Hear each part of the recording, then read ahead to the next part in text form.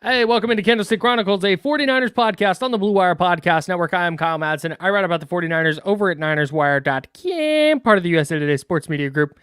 Joining me right now, a Hall of Famer in my book, Chris Biderman.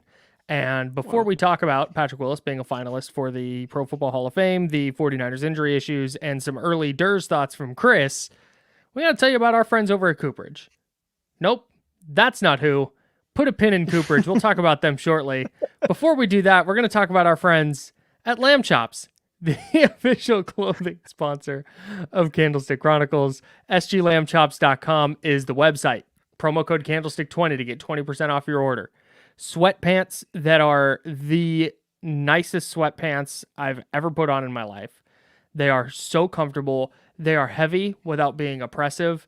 And that's hard to do. And Lamb Chops pulls it off with all their clothes. It's super comfortable, super high quality. The zippered pockets. We tell you all about it all the time. And I am so happy to have Lamb Chops in my closet. I got a cross-country flight tomorrow, and there's 100% chance your boy is going to be in some Lamb Chops sweatpants for the ride. I want to wish a good luck to you on your flight and safe travels, but to all the pickpocketers who are going to try and get after Chris and have no chance because of those zippered pockets. No zippered pockets, super clutch. There's going to be some shady character walking up with some ideas in his head, and then he's going to see those zippered pockets and think is that a Cleaver logo? Damn it! Abort! Get out of there! Get out of there! We have no chance against Lamb Chops. sglambchops.com. You can check out their latest styles there. Their fall and winter fashion, their fall and winter styles are out now. Really, really cool set that they have there. But then they have some other stuff, some shorts. There's hats, chains, anything you could be looking for. Lamb Chops has got it. Make sure to hit them up at sglambchops.com and follow them on Instagram at sglambchops. All right. Now Cooperage. Let's pull that pin out of Cooperage and let's talk about our friends over at Cooperage Brewing. They brew Candlestick Chronicles Hazy IPA. It's not a coincidence that they have a beer named after our podcast. They named that beer after our podcast on purpose because they are the oldest sponsor of Candlestick Chronicles. It's our third year running with them. They are cranking out Candlestick Chronicles Hazy IPA still. You can get a case of it at cooperagebrewing.com. You can go to the brewery, you can get some, but you can try any of their wonderful beers. And I would be shocked if somebody went there, like a person who likes beer, and walked into that brewery, tried a couple beers, and didn't walk out with at least a 4-pack. I'd be pretty surprised. Yeah. I mean, the fun thing for us with Candlestick Chronicles Hazy IPA, it being the third year in production there, it's basically been on rotation continuously for the entire football season since August. Really cool. The last couple of years, there had been runs, right? They would make a batch, and then there would be sort of a waiting period after it all sold out. But they've just kept making it because of the popularity, and it's testament to how good the beer is, frankly. But it's also, I think people really like seeing it. Obviously, a lot of 49ers fans in the Santa Rosa area. An amazing beer to bring to your tailgate. I would say, I think it's probably one of the best conversation starters you can have. Like, hey, you're going to a tailgate, you're around some people you don't really know. You need an icebreaker. Bring a 4-pack or 2 or 3 or 4 or an entire case and say, hey, look, there's this podcast. There's this great beer. We're all here to watch football. Like, it's just, it's what can be better than really good beer at a tailgate that just also happens to be themed after our podcast. I don't have anything for you. Like, what could be better than that in that moment? Nothing. That's the very best thing. Get yourself some Candlestick Chronicles Hazy IPA or peruse their beer catalog at cooperagebrewing.com. If you are 21 and up and in the state of California, they will ship a case directly to your front door. The best way to acquire beer. Somebody knocks on your door, rings your doorbell, you walk out, you sign for the beer, you bring it inside, you drink it, and you didn't even have to leave your house. It's great. CooperageBrewing.com. We love our friends at Cooperage, and we think you'll love them too. All right, let's talk about Patrick Willis possibly getting into the Hall of Fame. Let's talk about the 49ers injury situation. Chris has some Durs thoughts, and our buddy Flynn in the YouTube chat needs some therapy. Go listen to the last podcast talk. Not joking. All right, let's dive in. Yeah, the whole so I joked with Flynn about go listen to the last podcast for therapy, but for me, the 49ers loss Monday was such that I don't think we need to spend a midweek pod on it. Like they lost a game, they turned it over, it got out of hand. I think they're still the best team in the NFC. I think they're still they are the favorite and should be the favorite to go to the Super Bowl. If I had to bet on a team to go to the Super Bowl, I would still pick them. It was an ugly game. It was not the end of the world. The 49ers are still good. And I'm guessing if they went to the Super Bowl, they would probably be favored by like 1.5 over the Ravens. Really? Yeah, maybe. Maybe not. Would they be favored over the Ravens? They might be 1.5 dog. I don't know. It just wouldn't be like, oh, the Ravens by 8.5. It wouldn't be anything nuts. No, I don't think so. Maybe the Ravens are getting the 1.5. I don't know. But the point is they're very, very evenly matched. They're still very, very good. And I am ready to move on to the next game. You're on to Washington. Yeah, it's 1 week at a time here. Don't look too far forward. Don't look too far back. We're focused on today. Week of prep started today with a walkthrough practice. So I'm already dialed into next week's game plan, and that's where I'm at. Yeah, I mean, to me, like, games like this can happen to good teams, right? It's not they didn't play well, they lost, but it doesn't mean they can't win the Super Bowl. It doesn't mean that the best is not yet to come, right? It doesn't mean the season's over. I'm always reminded when like elite teams go through losses like this. It's like the 2014 Patriots lose to Kansas City 41-14, turn the ball over 3 times.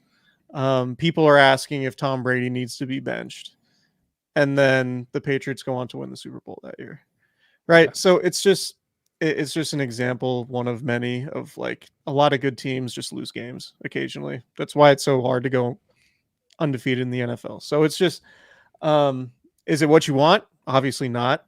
Do the 49ers have some issues now? Yeah, absolutely. We'll talk about them. Mm-hmm. I think the upshot, like we said in the last pod, now is probably more injury related and getting the 1 seed than the loss, like defining their season, right? Because we know how important the 1 seed is going to be for them. And I think more so it's about getting the week off and less about home field advantage. I think they can go on the road and win a game if they need to in the playoffs. Mm-hmm. But it's at this point, it's getting the week off. And as our guy Armando says in the YouTube chat, it's the lack of striped socks with the throwbacks. Is Armando you? My burner. Is that your burner account? When we got off the podcast on Tuesday morning, I was kicking myself almost immediately for not mentioning the sock fiasco. Yeah. Just the unmitigated disaster that is wearing white socks with red uniform tops. Like, it just doesn't make any sense to me. You're trying to pay homage to the 1994 team and the throwbacks. Those teams wore red socks, and in some games they wore red striped socks. And to just ignore history like that is just a slap in the face to anybody who enjoyed watching that team. And to be so mismatched, like not matching your beautiful scarlet red jerseys with scarlet red socks to balance out the uniforms. And I know some of the guys did the correct thing. Fred Warner is routinely a guy who's got the right idea when it comes to the sock situation with the throwbacks. Well, he's a guy who's also for most of the guys to go white socks under white pants with the red uniforms, it's just a horrendous look. And frankly, I think they should be ashamed of themselves if they made those decisions. And I'm not entirely surprised the game went the way it did, particularly for Brock Purdy, who decided to wear the white socks with the red uniforms. You've cracked the code. An easily correctable mistake. And just, I mean, you get what you deserve sometimes. Yeah, no, I definitely think you've cracked the code. That's good work by you. I didn't used to really give a damn about the sock aspect of it. You have always been very passionate about this. until I saw the Miami Dolphins wearing their throwbacks on Sunday. Mm-hmm. And it was a lot of the teal socks, but then some of the guys wore the teal with the stripes. And man, unbelievable touch. And I'm on your side now.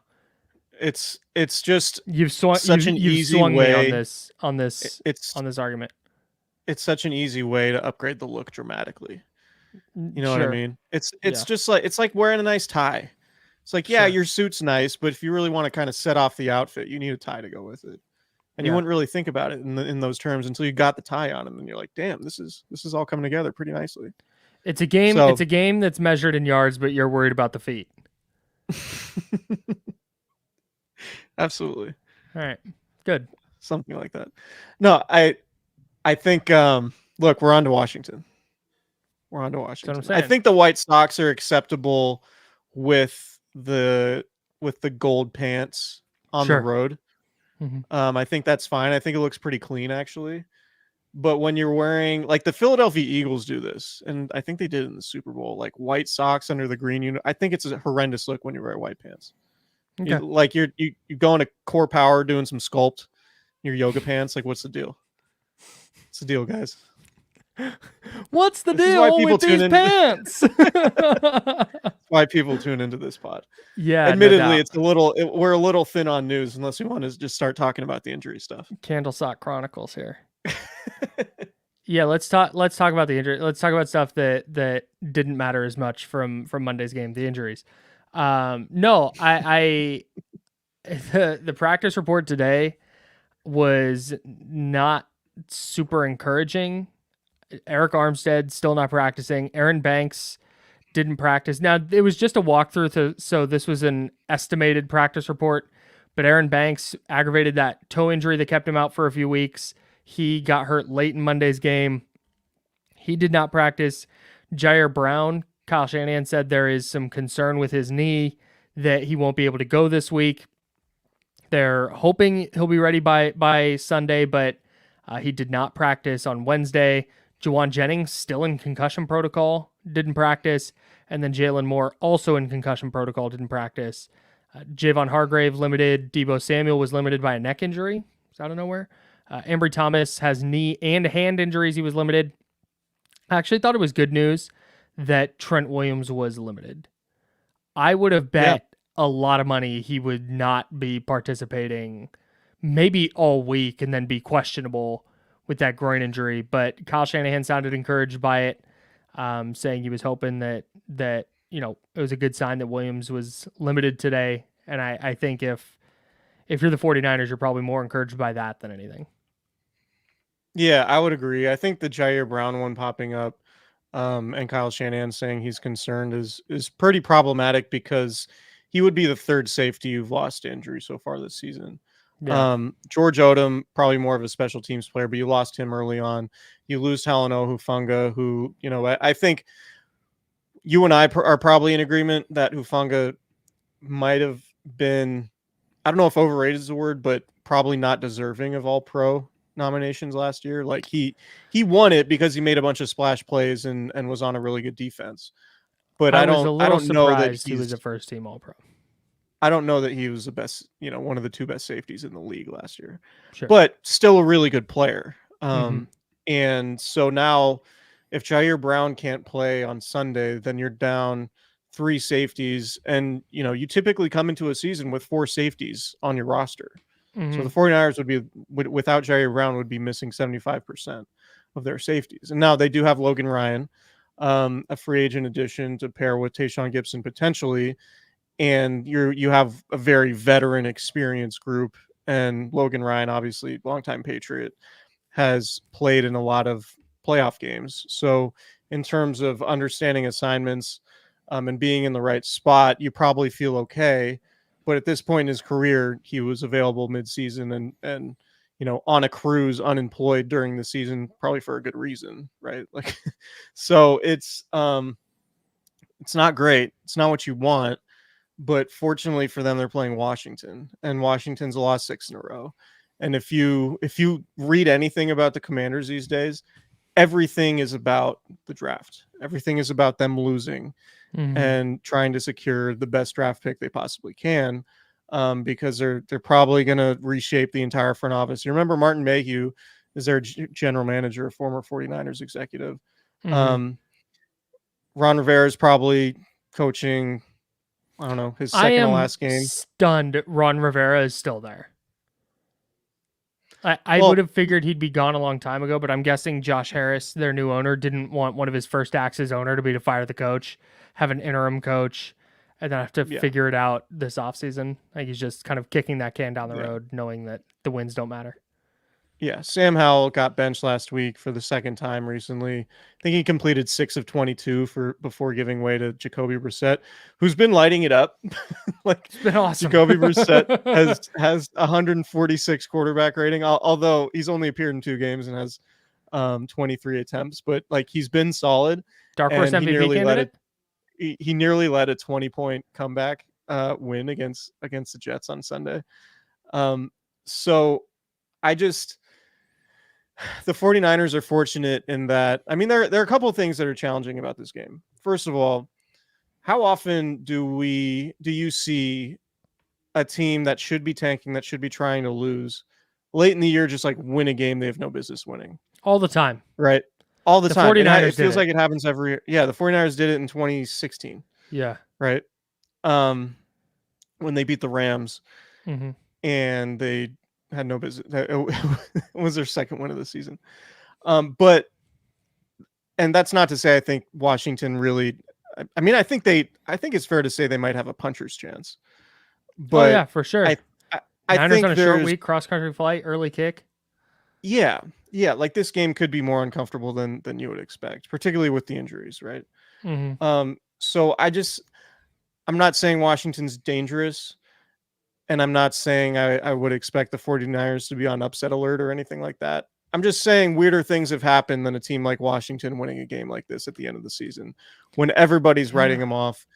Their teams get this weird extra juice when they have a backup quarterback in, right? Starting games. And I think it's Jacoby Brissett's first start of the season for them.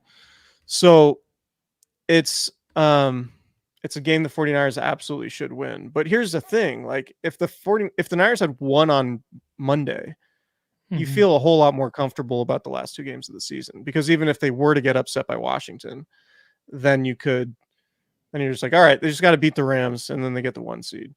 Yeah. Now they have to win both of these games. And so, barring the Eagles, I think the Eagles have Arizona and then they finish with the Giants again. So, that to me, like the upshot coming out of Monday was the injuries and the fact that the 49ers now have to win these last 2 games to get the 1 seed instead of being able to clinch it on Sunday in Washington and then rest all of their guys and have 2 weeks off essentially going into the playoffs. So the Niners can actually clinch this week, and they need to win. They need the Cowboys to beat Detroit, and they need the Cardinals to beat the Eagles. And honestly, like that feels way more plausible than I think it's in Philly. I'm 64% sure it's in Philly. But you got the Jonathan Gannon factor. Like I know last week they could have clinched, confirmed it's in Philly. I know they could have clinched last week with, a win and then the Giants beating the Eagles and the Vikings beating the Lions and then Miami beating Dallas. Like they needed all those things to go right. This week, the Lions losing to the Cowboys and the Cardinals losing to or beating the Eagles doesn't feel super far-fetched. No, it doesn't. I think Eagles defense is in rough shape. I'm not expecting it, but I wouldn't be blown away. Jonathan Gannon revenge game? Come on. I'd be pretty it's hard surprised. To trust the Eagles. I agree with you.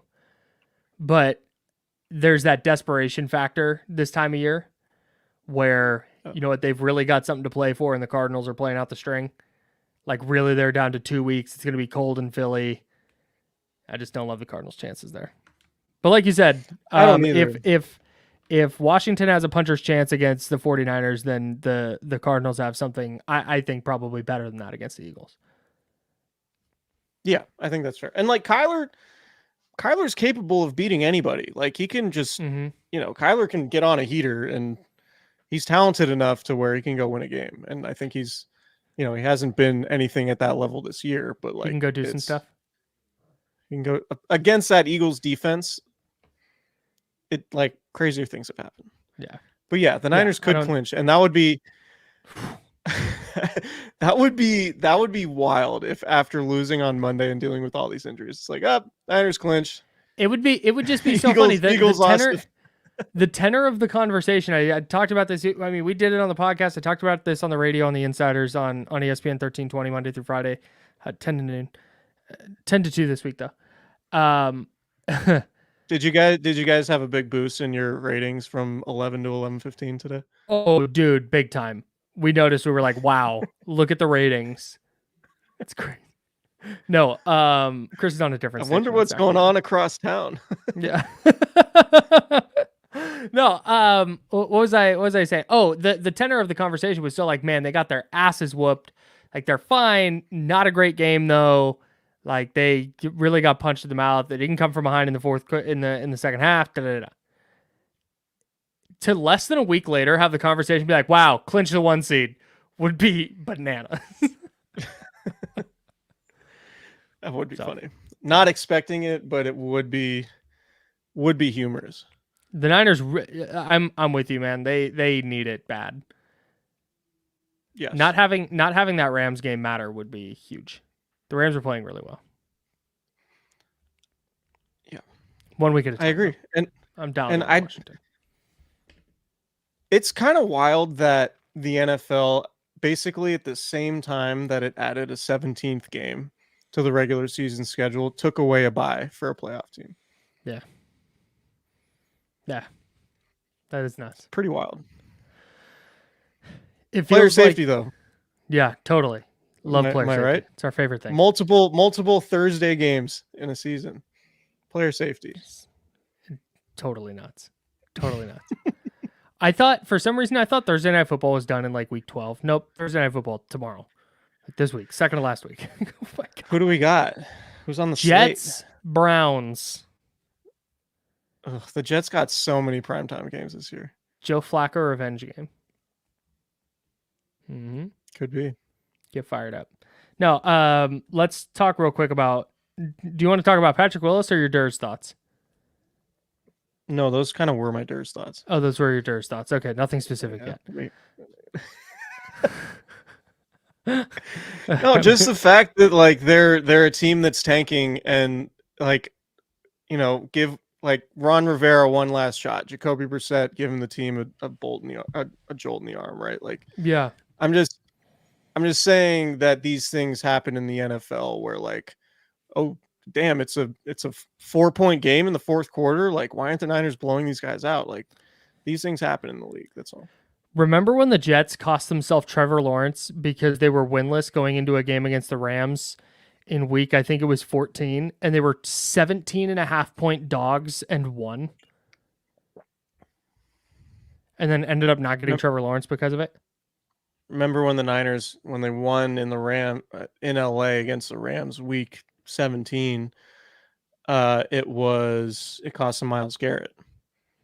Yeah, I do remember. They ended up with the second pick in 17, and then they moved back to take Solomon Thomas. Mm-hmm. And didn't get Myles Garrett. Yeah. So it happens. And then the Jets won the next week against the 10-4 Browns. And they finished 2-14. Anyways, so yeah, weird stuff happens. I think the Niners are going to be okay. Patrick Willis is a finalist for the Pro Football Hall of Fame. Congratulations to friend of the pod, Patrick Willis. It is his third time as a finalist for the Pro Football Hall of Fame. He has been a semifinalist 5 times, I believe. All 5 times he's been on the ballot. So this is his third time as a finalist, third time in 3 years. I think this is the year he gets in. I think so too. I feel good about it. Like, he was so good in his first 8 years that if he played 3 more years at just moderate level of production, he probably would have gotten in on the first ballot, maybe his second. But now he's on his third. To me, the playing time and impact thing goes out the window or length of impact thing goes out the window when Terrell Davis got in. Yeah. I mean, that to me changes the criteria quite a bit, because for a while when Patrick Willis first retired, I was like, man, I don't know if he's going to get in. He only played 8 years, and I just don't. I know he's a 5-time first team All Pro and a 7-time Pro Bowler and offensive rookie of the year and all this other stuff. But when Terrell Davis went in, and I know Terrell Davis won a Super Bowl and he was really, really impactful and this and that. He was an MVP and a 2-time Offensive Player of the Year. Like, I understand his impact was great. It was 4 years of impact. And then he had 3 years of next to nothing. He played a combined 17 games over his last 3 years. So the playing time thing goes out the window for me. Patrick Willis belongs in the Hall of Fame, and I think he gets in this year. Yeah, I hope so.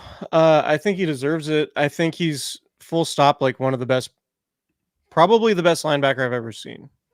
Like peak Patrick Willis was. There's a Fred Warner conversation to be had.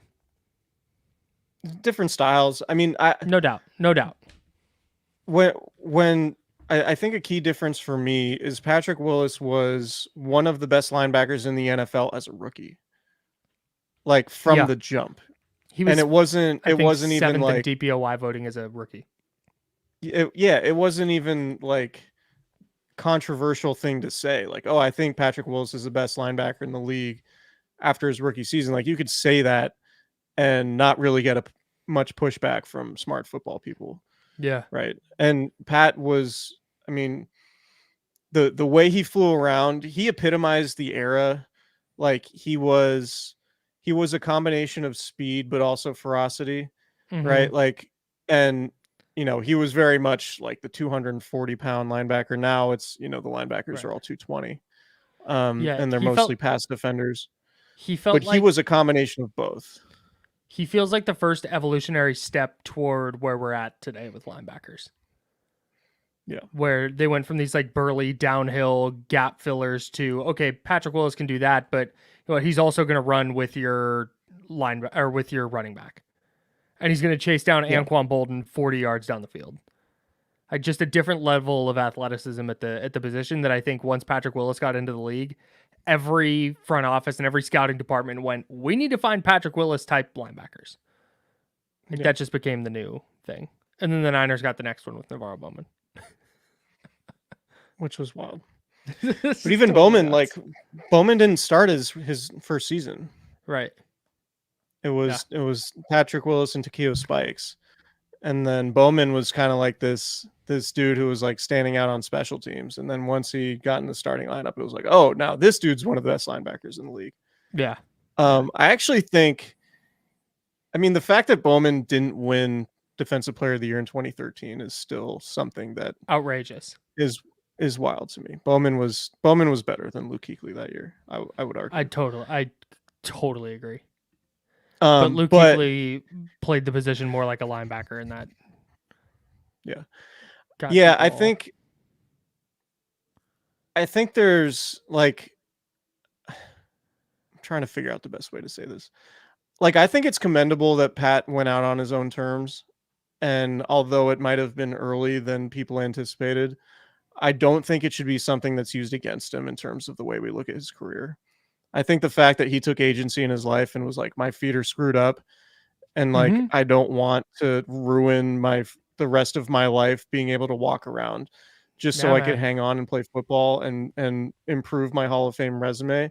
Like, I think that's something that's commendable, and I agree that we should not use against players when it comes to their Hall of Fame candidacy. When it's somebody who like was as good and as impactful as Patrick Willis was during his career.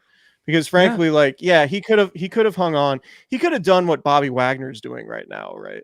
And like Bobby Wagner's going to be a Hall of Famer, but no one's going to look at Bobby Wagner's last 3 years when he's 60% of what he used to be and be like, oh, that solidifies his case.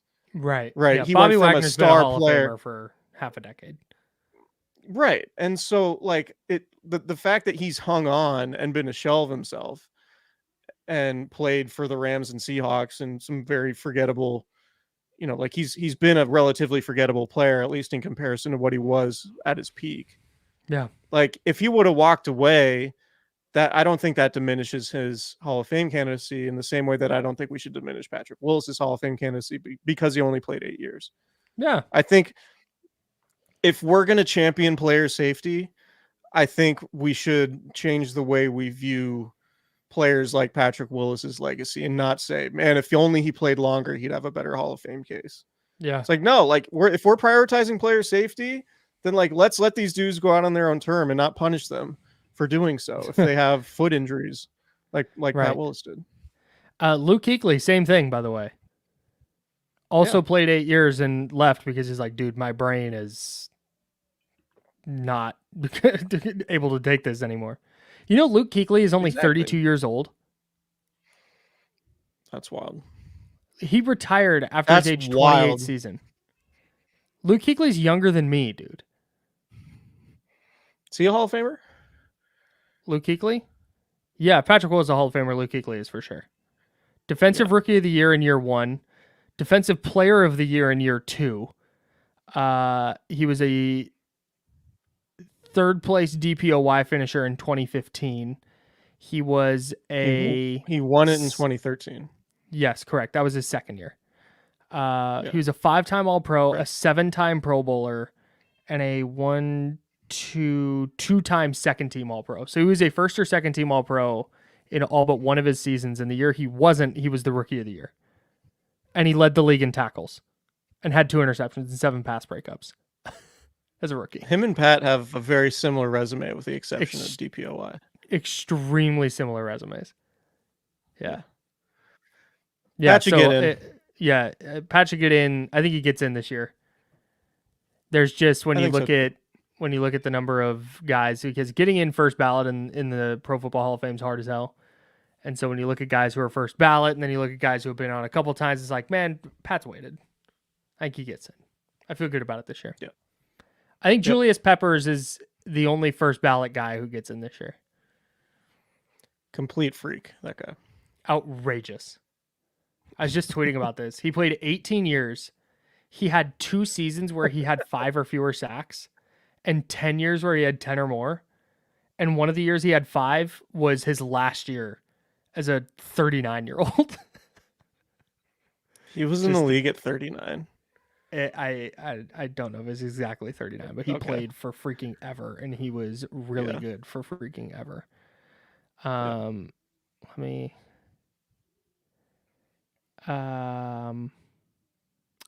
38. He retired after his age 38 season. That's wild. Man, that makes me feel bad about myself. What a player. Dude, I bet your golf game's better than his. I got you. Probably not, honestly. Like these dudes who play these athletes. These dudes. No, you're totally right. That's one of the things, if you've ever been to like a celebrity golf tournament or like the American Century in Tahoe, these dudes just like, oh, I'm just going to pick up golf as a hobby. And yeah, like they have lessons and they can afford equipment and all of that stuff. But just their pure athleticism, they're like, oh yeah, I've been playing golf for like 2 months. And then you watch them and it looks like they've been playing golf for 20 years. Yeah. And it's just like the hand-eye coordination, the natural athleticism. I mean, the resources, they can like afford good coaches, good golf coaches and stuff. It would be like so fire to be that good at something. Well, that's what's funny about Christian McCaffrey. Apparently, from what I've heard, he's just kind of like picked up golf recently and he's already like obscenely good at it. He's just like one of those people who is just like amazing at anything he does. Yeah. But I guess it makes sense if that tracks. You grew up with your dad as a good NFL player. Yeah. Probably doesn't hurt. Yeah. Well, everybody had those kids. Everybody went to school with that kid who was the quarterback and the starting pitcher, and he hit tanks in baseball, and he was the fastest dude on the field, and he, like I said, played quarterback, and then like you'd play tennis in PE, and he was the best tennis player, and they can just pick up something and they're good at it right away. And also destroys everybody at every video game. I Oh, definitely for have sure. friends like that. For sure. Just like It's just so good at annoying. everything. Yeah. But yeah, I would recommend the American Century or any like professional not professional, but celebrity Celebrity M. golf tournament.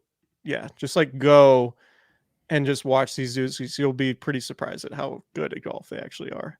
Yeah, dude. Oh yeah, I just picked it up last off season and I'm a 4 handicap. It's like God. Like Julius Peppers being a scratch golfer honestly would not surprise me at all. Just hitting at 350. Like, what's he like 6'8"? I bet. Yeah. He's 6'7". Yeah. I bet. I bet Christian McCaffrey, and we've heard this from people, but I just don't doubt that Christian McCaffrey hits absolute bombs on a golf course. Like his swing is probably super ugly, but he hits it super straight and a mile and a goddamn half. Trent Williams is taking up golf. Oh my god. And I'm fascinated, very like hopeful at some point in life we get to watch Trent Williams play golf. God, me too.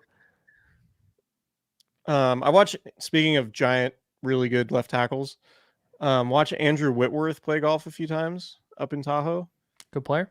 He hits the shit out of the ball.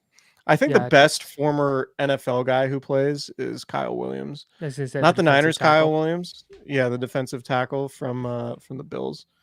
Doesn't look like he'd be a really good golfer, but just has just filthy short game. Soft hands.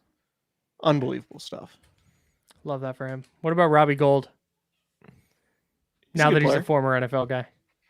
He's a good player. Last time I talked to Robbie, I think he was like a 1 point something. Jesus. He's not in plus yet, but how much golf do you think? How much golf do you think Robbie Gould is playing right now?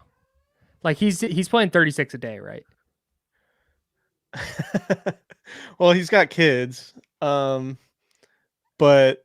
I bet he plays at least 4 days a week. Oh, for sure. I love and that it is him. so Good much it's so much easier to get good at golf if you can play multiple times a week. Yeah. Totally. So Robbie's doing fine. That's our midweek pod. You didn't want to have the game manager, is Brock Purdy a game manager conversation today? You know, or are you going to save that for Nick tomorrow? Yeah, Nick and I are going to dive deep on that. I can't wait. Nick Wagner of ESPN is going to fill in for Chris tomorrow. Going to be traveling. You are. So Nick will be in, and yeah, I saved all my good stuff for Nick. Oh, okay. Sounds right. I'm going to quiz him on golfers in the Niners locker room. I'll have my mic with me as I traverse through Atlanta and Memphis. Great. To follow the Sacramento Kings. Mm-hmm. But hopefully I can hop on Sunday night or Sunday at some point. Okay. Talk about Niners Durs. It will for not be Sunday night, but it'll be Saturday afternoon. We'll hop on after the game. Saturday afternoon? Sunday. Sunday afternoon. Your boy's got plans Sunday night, dog. Oh, does he? Okay. Oh yeah, I got stuff going on. What you got going on? I get high and eat soup. Is this what you're talking about on the radio today? Yeah. Yeah, thanks. No, I didn't talk about this on the radio today. That was Teeny Tiny Christmas. What was your soup party? Oh yeah, no. Okay, did I bring that up today? Yeah, no, soup party. Yeah. Soup party at the Madson's house. Everybody's bringing soup. We're just gonna eat soup. And my invite got super lost. No, it's in your hotel room in Memphis. Okay, cool. Jaws guarding it. Okay, fair enough. What's your go-to? What are you making soup? I am not making soup. My wife is going to make soup. We're making a lasagna soup. It sounds like lasagna soup. Interesting. It is bomb. It's well, like tomato bisque with some noodles and cheese and stuff in it. More or less, yeah. Meat. Cool. Yeah, sausage. It's like deconstructed lasagna in a broth. It's fantastic. Sounds like it would have been great. Bummed I It's easy to make. I'll make some, dude. I will make some for you, bro. Great. I can't wait. Great. All right. Me neither. All right. Subscribe, rate, review. Do all that. Subscribe on YouTube. See, thanks for hanging out on YouTube. Subscribe to our YouTube channel if you're listening to the pod. 5-star review anywhere you get your podcasts. Very much appreciated. Yo. And we'll talk to you guys later on in the week. Nick Wagner tomorrow. Is that that's confirmed? We feel comfortable. Nick saying Wagner that on the confirmed. internet? Yeah, I feel really good about it. I feel really good about it. Right. Can't wait to can't wait to feel bad about myself after listening to it. It's gonna be great. I'll make sure to tank it. I'll sound like shit tomorrow just for you. Nick just always knows exactly the buttons to press. Is all I'm saying. Oh. Yeah, you're right. I can't wait. It's gonna be a lot of fun. All right. See you guys. All right. See you.